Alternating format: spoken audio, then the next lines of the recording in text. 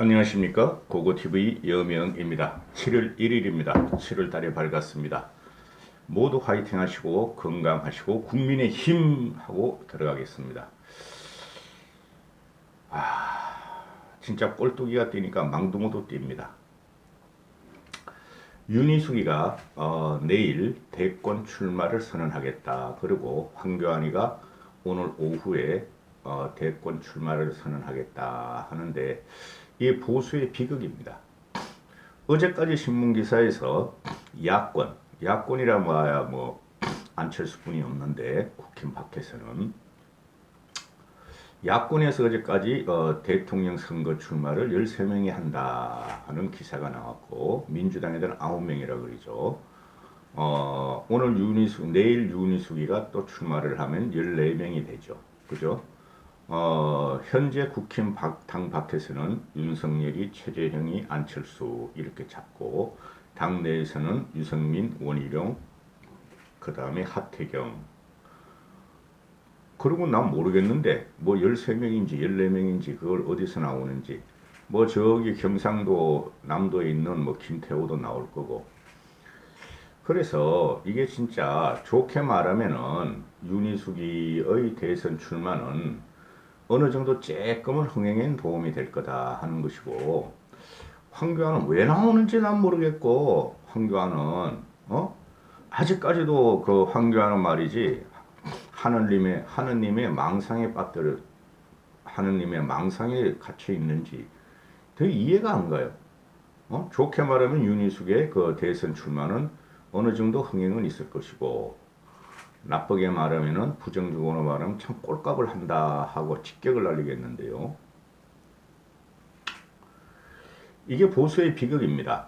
이 대통령이라는 자리가 함부로 되는 게 아니에요. 우리는 백마 타고 오는 초인이 있었다 하는 말을 갖다가 대입을 해보면은, 백마 타고 오는 초인은 민중의 신음을 구현하는 또는 구하는 선구자적인 기질을 말하는 것이고, 또 권력 의지를 상징하는 것이죠. 그죠? 대통령이란 자리는 젊었을 때부터 권력 의지가 있는 사람이 돼야 되는 겁니다. 근데 지금 여나 야나 다 보면은 권력 의지가 있는 친구들이 별로 없어요. 나라가 혼란에 빠졌고, 5년 전에 박근혜 국정농단으로서 보수가 괴멸당하며 민주당 애들이 386에 미친 광풍으로 나라가 또 절단이 나자 모두 다 그것을 해결할 수 있다 하고 나오는 거죠. 윤희숙도 마찬가지고. 이 권력의지라는 것이 일반인하고는 다릅니다.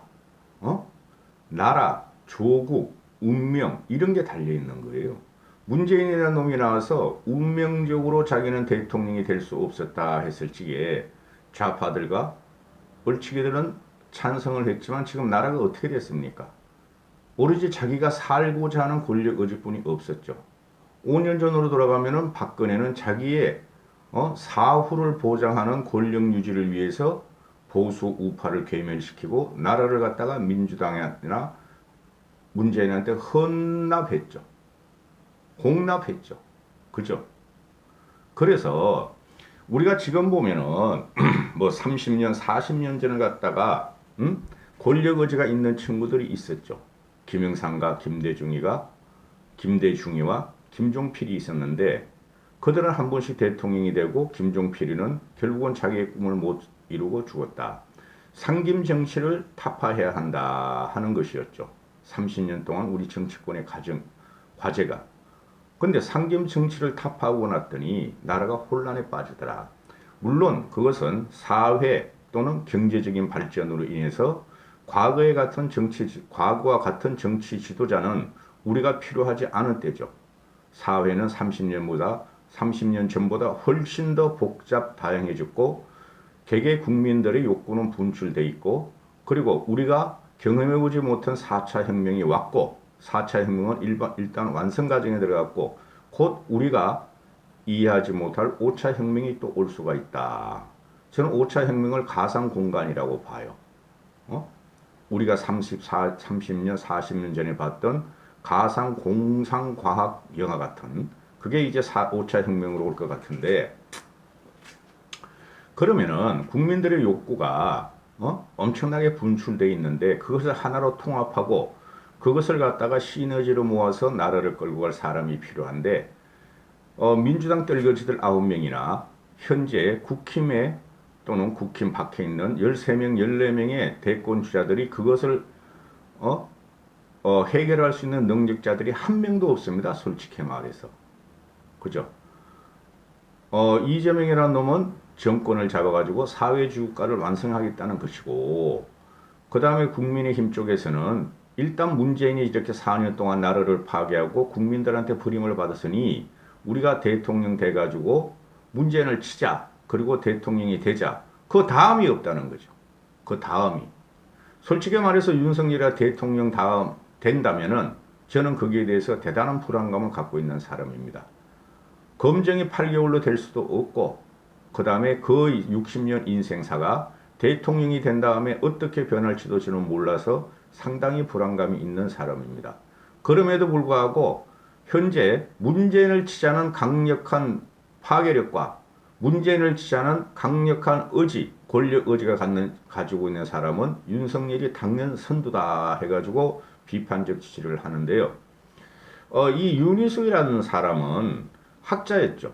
그것도 관변당체. KDI는 정부의 그 싱크탱크죠. 경제 싱크탱크. 쉽게 말해서 공무원이었다. 공무원이 또 나와. 이놈의 나라가 어떻게 된 게 전부 다 공무원 청지가 돼버렸어. 천지가. 윤석열도 공무원이요. 최재형도 공무원이요. 그죠? 윤희숙도 공무원이요. 그렇죠? 이재명도 공무원이요. 그러면 지방 선출직이니까 그렇다고 치고. 이 나라가 말입니다. 공무원들의 그 관료의식과 공무원들의 선민의식에 갇혀있는 이 나라는 희망 없어요. 희망 없어요. 어느 세계 선진국이 공무원들이 대통령이 되는 나라가 있습니까? 없죠. 초기에 공무원을 좀 하고 나중에 정치적인 소양과 국민과의 소통을 거치면서 사회 현상을 제대로 본 사람들이 대통령이 되죠. 선진 제국이나 일본도 그렇습니다. 근데 이놈의 나라는 어떻게 공무원 출신들이 대통령이 되고 다 달려드는지 이게 비극이에요. 특히 보수층이 이게 비극이에요. 이거 못 깨면 말이죠. 절대 보수층은 장기 집권이 못 갑니다. 그래 윤희숙 같은 경우가 공무원이죠. 나는 임차인입니다 한 그 연설 하나를 확 떠가지고, 그죠? 지금 윤희숙이가 나오는 이유는 아니 다들 대권 주자들이 엉뚱한 소리만 한다. 미래를 이야기 않는다. 나는 청년기회 박탈을 이야기할 것이며 목소리를 낼 것이다. 청년 희망 정책이 국가적 아젠다로 가야 된다 하는 거죠. 이건 지금 누구나 다 말을 하고 있죠. 그죠? 윤석열이도 말하고 유승민이도 말하고, 그죠? 근데 그들은 어디에 갇혀있다? 이준석의 아우라에 갇혀있다 하는 것이죠. 이걸 정치적으로 평가해 보면은 윤희숙이가 이제 1년 2개월, 1년 5개월 정도 됐나요? 4.15 총선이니까 이제 1년 3개월 뿐이 정치적인 경험이 없어요. 그죠? 한 20년간을 갖다가 경제학을 공부한 친구죠. 그것만 가지고 대한민국을 갖다가 이끌 수 있을까? 나오는 거는 자유다. 그렇죠? 그리고 황교안이보단 낫다. 내가 오늘 썸네일을 황교안과 윤석열의 대선 출마를 따졌으니 윤희숙은 황교안보다 나을 것이다. 이렇게 되는 것이죠. 여기서 제가 참 자괴감이 드는 게 왜 당내에서 자꾸 나오냐 이거죠. 그리고 장외에서 왜 최재형이가 또 대선 출마한다고 저렇게 힘을 쓰고 용을 쓰고 있느냐의 문제죠. 산산이 갈라지고 부서지고 있어요 지금. 그거를 이용해서 지금 윤석열이는 대세로는 몰고 갈 것이고 국힘 내부에서는 이제 그만 나오게 해야 된다는 거죠. 물론 파괴력에 있어서는 윤석열을 따라갈 사람들이 없어요. 윤희숙이 같은 경우가 대권 출마할 것이 아니라 남의 참모로 들어가야 된다는 거죠. 쉽게 말해서 경제정책을 갖고 미래로 가자 청년 정책을 다시 세우겠다 하면은 유승민이 밑으로 들어가든가 원희룡 밑으로 들어가든가 해야 되는데 원희룡과 유승민은 의외로 리더십이 없어요. 그게 최고의 단점이죠. 그리고 유승민과 원희룡은 파괴력이 좀 부족해요, 많이. 응? 그러나 실질적으로 내치로 들어가고, 그죠? 내공으로 들어가면은 원희룡과 유승민이가 윤석열보다 못할 것도 있는데, 못할 것도 없는데, 어떡합니까? 어? 지금 기존 보수층이나 강경 보수층이 윤석열을 밀고 있으니, 경선 과정을 한번 봐야 되겠다 하는 건데, 그렇게 점잖고 말이죠. 일상적인 언어로 국민한테 접근해가지고는 절대 윤석열을 넘을 수가 없다. 이렇게 되는 것이고, 그 다음에 지금 그 윤석열이가 지금 문제가 많아요. 약탈 정권, 부패 완판 정권, 이권 카르텔 정권, 굉장히 명징하게 그 던졌어요. 공정과 상식, 헌법, 민주주의, 수호. 다른 사람들이 갖고 나올 게 없어요. 그래서 과거를 잡고 지금 나오고 있는 윤석열이를 딱 아우를 사람은 이준석 뿐이 없어요. 이준석은 지금 변화라라 그러죠. 변화를 시도하죠. 김종인 씨와 같이. 그게 상위 아젠다로 가야 되는데 전부 다 과거만 잡혀 있어. 윤석열이나 원희룡이나 물론 그들도 미래를 이야기하고 변화를 이야기하지만은 너무나 발언권이 떨어져요. 지금 언론 노출도가 떨어지고 지지부진하게 4년 5년을 봤더니 두각을 더 못 나타내는 경우죠. 그럼 윤희숙 같은 경우는 대권에 출마해서 당내 경선을 거쳐야 되는데 당내 경선에서 어느 정도의 활력은 주겠죠. 토론 과정에서. 근데 컷오프 해야 되지 않겠어요? 13명, 14명 가지고 어떻게 붙입니까? 전번에 우리 서울시장 봤죠? 8명, 9명 나와가지고 나중에 4명이 결선에 올라가는데 4명도 많아요. 5명인가 4명, 그것도 많아요. 그러니 아이고 미치겠다 진짜. 이거를 경선 컷오프를 할 텐데 아니 왜 이렇게 많이 나와? 지금 보면은 윤석열, 홍준표, 원희룡 또 유승민, 하태경, 최재형 그거만 해도 6명이야. 어떻게 컷오프를 할지 난 이해가 안 가요. 너무 많아도 안 좋아요. 너무 많아도 힘이 분산되고 갈등이 일어난다는 거죠. 그리고 윤희숙이가 뭐를 안다고 경제 외에는 국방, 외교, 사회, 문화 그렇지 않습니까? 그래서 윤희숙 같은 경우는 남의 런닝메이트로 들어가 런닝메이트급도 안 돼요. 이제 정치 1년 3개월 했는데 남의 참모로 들어가는 게 맞아요. 그래서 윤석열이가 윤희숙한테 나랑 같이 정치합시다 했을 때 윤희숙이가 일단 당으로 들어오시라 하고 어제 그저께 벌써 어제 그저께가 됐네요. 어제 그저께 윤석열이 정치 선언할 때 윤희숙이는 참석 안 했고 그렇죠. 꿍꿍이 속이 있었어.